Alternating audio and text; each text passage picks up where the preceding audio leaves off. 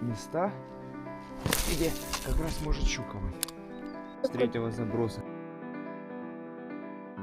Ну, первый улов. Через сколько мы закинули, поймали? На третьем.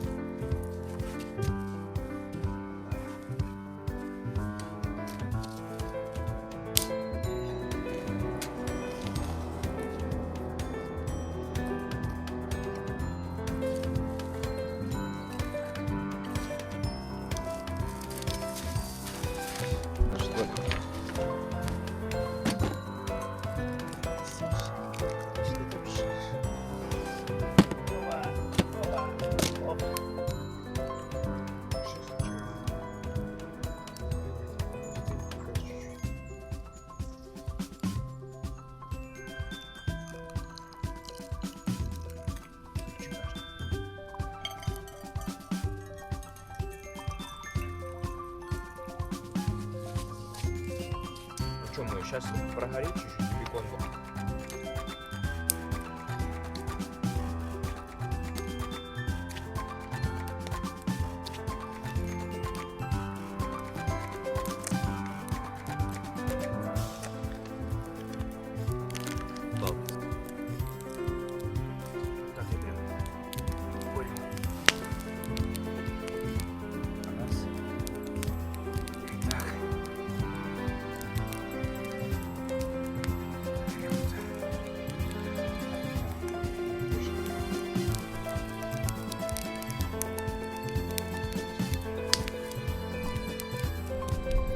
Пикник удается потихоньку.